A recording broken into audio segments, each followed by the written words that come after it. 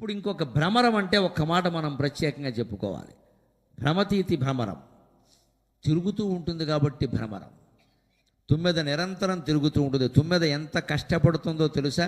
తుమ్మెద నుంచి తేనెటీగ నుంచి మనం కష్టపడ్డం నేర్చుకోవాలి. తుమ్మెద సాధారణంగా చందాల వసూలు చేసేవాళ్ళు ఈ విషయాన్ని గ్రహించాలి. చందా ఎప్పుడు వసూలు చేశామంటే, ఎవరినైనా అడిగామంటే 10 మందిని 10 రూపాయలు అడిగారు, ఒకడినే గోకేద్దామని చూడకూడదు. చివరికి వాడు యాచకుడు అయిపోతాడు. కొందరికి సెంటిమెంట్ ఉంటుంది, ఆయన ఇచ్చారండి అన్నింటికీ ఆయన అడిగారనుకో, ఆయనలో ఒక అహంకారం వస్తుంది. సాత్విక అహంకారం అంటారు. అన్నింటికి ఇచ్చాను, దీనికి ఇవ్వకపోతే బాగుండదేమో, అన్నింటికి ఇచ్చాను, దీనికి ఇవ్వకపోతే బాగుండదేమో అని ఉన్న ఇల్లు అమ్మేసి ఇచ్చేస్తాడు ఆయన. ఇంట్లో వాళ్ళకు కూడా చెప్పడం. అటువంటి పెద్ద మనుషులు కూడా సమాజంలో ఉంటారు. ఎందుకంటే అడిగాక మొహమాటం. పాపం 10 మందిలో అడుగుతారు వెళ్ళి అడిగేవాళ్ళు. ఆలయం కడుతున్నామండి మీరు ఇవ్వాలని వాళ్ళ ఆవిడ ఉండగా పక్క వాళ్ళు ఉండగా అడిగితే ఏమంటాడు ఆయన? రాసుకోండి 50,000 అంటాడు. ఎక్కడున్నా 50 రూపాయలు లేవు ఇక్కడ. అందుకే మన ధర్మశాస్త్రం తెలిసి చెబుతున్నానమ్మా, మగవాళ్ళ ముఖ్యంగా గుర్తుపెట్టుకోవాలి. ఇది 2,000 3,000 ఇస్తే పర్వాలేదు, 10,000 దాటి దానం చేస్తున్నామంటే భార్యకి చెప్పకుండా ఇవ్వకూడదండి. ఆవిడ అనుమతి తీసుకునే ఇవ్వాలండి ఖచ్చితంగా. ఎక్కువ మంది మహిళలు చప్పట్లు కొట్టేస్తున్నారు, మగాళ్ళు చూసుకోండి జాగ్రత్త. భార్య అనుమతితోనే ఇవ్వాలంటే ధర్మశాస్త్రం చెప్పిన మాట. ఏదో 1000 2,000 వేరే విషయం, వారు ఇవ్వచ్చు వీరు ఇవ్వచ్చు. అన్నిటికీ ఆవిడని అడగాలి ఆయన్ని అడగాలంటే కుదిరే పని కాదు. చిన్న చిన్న విషయాలు వేరు. కానీ ఒక పెద్ద మొత్తంలో మనం పొలం ఇచ్చినా, స్థలం ఇచ్చినా, భూమి ఇచ్చినా, ఇల్లు ఇచ్చినా, లేదు డబ్బే 5-6 లక్షల డబ్బు ఇచ్చినా ఖచ్చితంగా భార్యకి చెప్పాలి. ఆ ఇచ్చేటప్పుడు ఆయన చేతులు కడుగుతారన్నప్పుడు భార్య నీళ్లు పొయ్యాలి, భర్త ఇవ్వాలి. ఈవిడ నీళ్లు పోసింది అంటే అర్థం ఏంటంటే ఒప్పుకుందని అర్థం. అక్కడ యాక్సెప్టెడ్ అని. లేకపోతే నీళ్ళు ఎందుకు పోసావు, నెత్తిమిపోయి. బలిచక్రవర్తి దానం ఇస్తూ ఉంటే 3 అడుగుల నేల దానం ఇస్తూ ఉంటే వామనుడు మొత్తం ఆక్రమించాడు కదా. అది తెలుసుండు కూడా బలిచక్రవర్తి దానం ఇస్తూ ఉంటే వింధ్యావళి బలిచక్రవర్తి భార్య బంగారపు కలశంలో నీళ్లు పోసింది. ఆవిడ వామనుడు పాదాలు గడిగింది. అప్పుడు బలిచక్రవర్తి దానం ఇచ్చాడు. అంటే మన సంస్కృతి ఏం చెబుతోంది? దానం చేయి, ధర్మం చేయి, సంసారం దెబ్బైపోయేలా చేయక చెబుతుంది. అది మనం యాచకుడు అవ్వకూడదు కదా. రేపొద్దున్న యాచకుడు అయితే మగవాడికి లేకపోవచ్చండి, సిగ్గు ఆడాళ్ళకు ఉంటుందండి. ఎలా యాచన చేస్తారమ్మా ఆడాళ్ళ పిల్లలతో వెళ్ళి? అప్పుడు ఏమనుకుంటారు? ఇష్టం వచ్చినట్టు అందరికీ దాన ధర్మాలు చేసేది వాళ్ళు చెప్పొచ్చిన చేతికి అనుకుంటారు. అంటే దాన ధర్మాలు కూడా ఆలోచించి చేయాల్సిందే. అదే పిసినారితనంగా కాదు, మళ్ళీ అక్కడ చేయాలి, మన ఓపిక మేరకు చేయాలి, యథాశక్తి చేయాలి. ఎట్టి పరిస్థితుల్లో దాన ధర్మాలు కూడా ఆదాయంలో 4వ వంతు మించకూడదు. అది కూడా ధర్మశాస్త్రం చెప్పి మన ఆదాయంలో 4వ వంతు మనం దాన ధర్మాలు చేయాలి. అంతకు మించి వెళ్ళిపోకూడదు. సగం ఖర్చు పెట్టుకోమని చెప్పారు శాస్త్రంలో. బాగా ఐశ్వర్యం అనుభవించాలి. ఐశ్వర్యం ఉన్నవాళ్ళు 1,00,000 రూపాయల నెలకు ఆదాయం వస్తుందంటే లెక్క 50,000 ఖర్చు అయిపోవాలి, ఏదో రకంగా ఖర్చు అయిపోవాలి. ఊరికే దాసద్దు. మళ్ళీ నిన్న పచ్చడి ఇవాళ తిని, మొన్నటి కూర ఇవాళ తిని ఫ్రిడ్జ్లో పెట్టి అన్నీ అలా పెట్టేసేసుకుని అదే నాకేసి పీకేసి దరిద్ర బతుకులు బతకూడదు. పిసిరుగొట్టు మేళం అంటే ఇదే. ఆ చీర చినిగిపోయినా సరే 4 చిరుగులు సరే పక్కకి తీసి అదే కట్టేసి ఏం కర్మమ్మ, అవతల భార్య పట్టుకెళ్ళి శుభ్రమైన పట్టు చీర కట్టుకో, సుఖంగా ఉన్నావు పార్వతీదేవిలా. ఎందుక కక్కుర్తి? ఉన్న చీరలన్నీ బీరువాలో ఉంటాయి. కట్టుకునేది ఎప్పుడు శ్రీమతి పేడదేవత అని ఒకటే చీర. ఇక్కడ ఎప్పుడు చూసినా అదే చీర. అదా మొగుడు కూడా చికాగ్గా ఉంటుంది చూడడానికి. ఉన్నాయి బీరువా నిండా ఉన్నాయి, కట్టరండి. పోనీ ఎవడికి ఇవ్వరు. అలా చూసి నాకెన్ని ఉన్నాయి, నాకెన్నో అన్నీ ఉంటాయి, నువ్వు ఉండవు ఇక్కడ. అన్నీ అక్కడే ఉంటే మనం ఉండవు, మనం లాక్కెళ్ళిపోతాడు. అప్పుడు అనుకుంటారు నలుగురు, వెళ్ళిపోయింది అమ్మాయి వెళ్ళాలి, సరైన చీరైనా కట్టుకోలేదు, ఆవిడ కర్మ. అందుకే ఎప్పుడు నగలు ఉంటే పెట్టేసుకోవాలి. పోతాయి అనుకోకండి, పోతే పెట్టుకోక్కర్లేదు, అది సౌకర్యం అనుకుని పెట్టేసుకోవాలి. నగలు పెట్టుకోరు, సేఫ్ డిపాజిట్ లాకర్లో పెడతారు. అదో దరిద్రం. ఇక్కడ ఎందుకు కొనుక్కున్నావు? లాకర్ కోసమా? పోనాయి, ప్రాణాలే పోతాయి. ఉన్న నగలు పెట్టుకోవడానికే కాదా? పెళ్లిలో కూడా పెట్టుకోరు, ఉడుగులో కూడా పెట్టుకోరు, శుభకార్యాలు జరిగినా పెట్టుకోరు. ఊళ్ళోకి వస్తే నగలు పెట్టుకుని రావాలమ్మా. ఉన్నవాళ్ళు దాచుకోకండి, పెట్టుకురండి. ఉంటే పోతాయి, దేవుడికి ఇచ్చామనుకోండి. ఉన్నవాళ్ళు పెట్టుకుని రావాలి, లేని వాళ్ళు అసూయ పడకూడదు. ధర్మశాస్త్రం అంతే, లేని వాళ్ళు అసూయ పడద్దు. నగలు పెట్టుకున్నటువంటి స్త్రీని చూస్తే లేని వాళ్ళకు కూడా నగలు వస్తాయి. అది ధర్మశాస్త్రం ఖచ్చితంగా. నమస్కారం చేసుకోమని చెప్పి, నమస్కారం చేసుకోమన్నారు, అసూయ పడమని చెప్పలేదు. పార్వతీదేవిలా ఉంది ఆవిడ అని పేద ఇల్లాలు ఆవిడికి నమస్కారం చేసుకుంటే భగవంతుడు ఏడాది తిరగకుండా ఈవిడికి ఐశ్వర్యం ఇప్పిస్తాడు. ఎందుకంటే ఆ కళ్ళల్లో అసూయ లేదు, గౌరవం ఉంది. అందుకని పేదవాళ్ళు కూడా అసూయపడ్డానికి వీల్లేదు. వాళ్ళు నగలు పెట్టుకుంటే హాయిగా పార్వతీదేవిలో ఉన్నావమ్మా అని మొహం మీద మెచ్చుకోవచ్చు, నమస్కారం చేసుకోవచ్చు. ఆ దర్శనం కారణంగా వీళ్ళకి పడుతుంది ఐశ్వర్యం. గౌరీదేవిలో ఉంది ఆవిడ, సమస్తాభరణాలు ధరించి. ఆవిడ చూడడం వల్ల వీళ్ళకి పడుతుంది. మన సంస్కృతి అంత గొప్పది. ఐశ్వర్యవంతుల్ని త్యాగం చేయమని చెప్పింది, పేదవాళ్ళని అసూయపడద్దని చెప్పింది. ఇలా చెప్పిన ఏకైక సంస్కృతి భారతీయ సంస్కృతి. ఒకే ఒక ధర్మం, హిందూ ధర్మం. అన్ని వర్గాల సామరస్యం మనకి ప్రధానం అండి. ఐశ్వర్యవంతుల్ని మీ ఆదాయంలో 4వ వంతు దానం చేయమని చెప్పింది. పేదవాళ్ళకి ఏం చెప్పింది? నువ్వు దానాలు ధర్మాలు చేయలేవు, ముందు పూట గడిచేలా చూసుకో, అనవసరపు మెహర్బానీలకి పోవద్దు, ఉన్నంతలో జాగ్రత్త ఖర్చు పెట్టుకో, వాళ్ళని చూసి అసూయపడకు, కష్టపడి సంపాదించుకో, వాళ్ళ అనుగ్రహం సంపాదించే ప్రయత్నం చేయ. ధనవంతులను చూసి అసూయపడితే మనకేం వస్తుందండి? వాళ్ళు కక్ష కట్టేస్తారు, వీళ్ళు కక్ష కట్టేస్తారు. అసూయ పడకుండా వాళ్ళ ఇళ్ళకెళ్ళి అమ్మ మీ దయ వల్ల మేము సుఖంగా ఉన్నామా అంటే వాళ్ళ సంపదలోంచే మనకిస్తారు. పూర్వం అండి మా చిన్నతనంలో చూసేవాళ్ళం. మా ఊళ్ళో మా ఇంట్లో పనిచేసే చాకళ్ళు కానీ మంగళ్ళు కానీ పని మనుషులు కానీ ఏ పండగ నాడు పిండి వంటలు వండుకునేవారు కాదండి. మా అమ్మగారే అందరికీ వండేవారు. ఆవిడ అసలు పండగ పేరు కానీ సాయంత్రం వరకు ఆ వంటింట్లోంచి బయటకు వచ్చేది కదా ఆవిడ. ఎవరు ఆ రోజుల్లో ఎవరున్నారు వాళ్ళే చేసుకోవాలి. పైగా బ్రాహ్మణ కుటుంబం, ఎవరు చేసినా ఒప్పుకోరు కూడా, వాళ్ళే చెయ్యాలి. సాయంత్రం 4ంటికి ఆవిడంత డబ్బా పెట్టుకుని దాని నిండా బూర్లు పెట్టుకుని బయట కూర్చునేదండి మా అమ్మగారు. ఏమిటమ్మా ఇక్కడ కూర్చున్నప్పుడంటే చాకలు దొస్తుందిరా, దానికి ఎవరు పెడతారు పాపం, ఆవిడకి ఇన్ని బూర్లు పెట్టాం.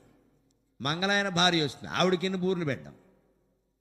పని మనిషి వస్తుంది, దానికి ఇన్ని బూర్లు పెట్టాం. సరిపోయింది. అప్పటికి ఇవిడికి నిద్ర వచ్చింది, ఇంతకీ ఇవిడికి బూర్లు లేవు. అటువంటి తల్లి కడుపున పుట్టానండి. ఇప్పటికీ అమ్మ అమ్మ అంటే ప్రేమ, అందుకే అమ్మ అమ్మ అంటే ప్రేమ. ఆవిడ అలా వీధరుగు మీద కూర్చుని పంచిపెట్టడం చూశాను, చాకళ్ళకి మంగళ్ళకి సమస్త వర్ణాల వారికి, మా ఇంటితో సంబంధం ఉన్న ప్రతి ఒక్కరికి. ఇంతమందికి పెట్టేస్తున్నాం మనకేమిటమ్మా అని మేము ఎవరైనా పొరపాటున అడిగితే, ఎవరు పెడతారా వాళ్ళకి ఏముంటారా, డబ్బులు అవి ఉండవమ్మా, వాళ్ళు చేసుకోలేరమ్మా, మనం అంటే ఐశ్వర్యవంతులం, మనకేం లోటు లేదమ్మా, భగవంతుడు ఇచ్చాడు, 10 మందికి పెడితేనే మనకుంటుందిరా అని చెప్పిందండి నా తల్లి. ఇప్పటికీ నాకు ఆ వాక్యం ప్రమాణం.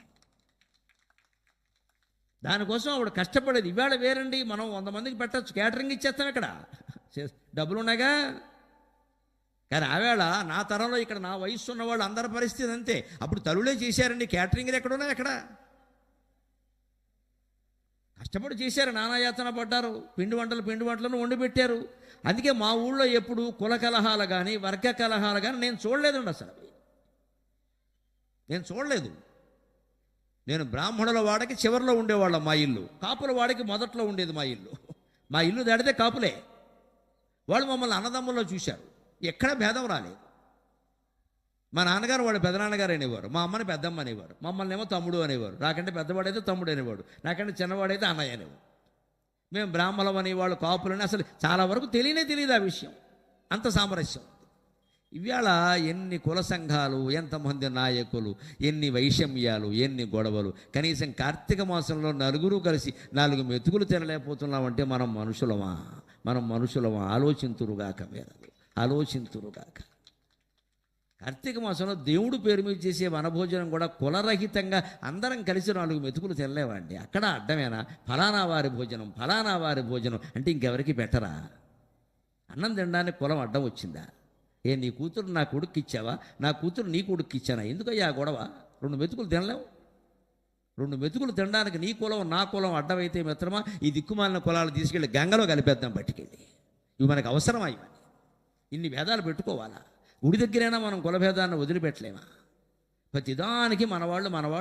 ఎవడు మనవాడండి? ఈ ప్రాణమే మంది కాదు, ఈ శరీరమే మంది కాదు. ఎవడండి ప్రపంచంలో మనవాడు? ఒక్క పరమేశ్వరుడు తప్ప మనవాడు అనేవాడు ఎవడన్నా ఉన్నాడు ఇక్కడ? రమరాంబాదేవి తప్ప, మల్లికార్జున స్వామి తప్ప మనవాడు అనేవాడు ఎవడన్నా ఉంటాడా అండి? ఆ విశాలంగమైన ఆలోచన చేయాలి. అందుకోసం ఈ తాపత్రయం అంతా. అందుకని ఆ తత్వాన్ని తెలుసుకోగలిగితే సామరస్యం అనేది ఉంటుంది. అలాగే భ్రమరం తేనెటీగ ఏం చేస్తుంది తెలుసా?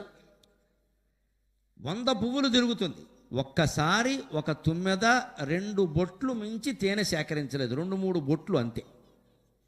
కొన్ని రకాల తుమ్మెదలు ఉంటాయండి, తేనెటీగలు కొన్ని ఉంటాయండి. అవి తన బరువు ఎంత ఉందో అంత తేనె భరిస్తుంది.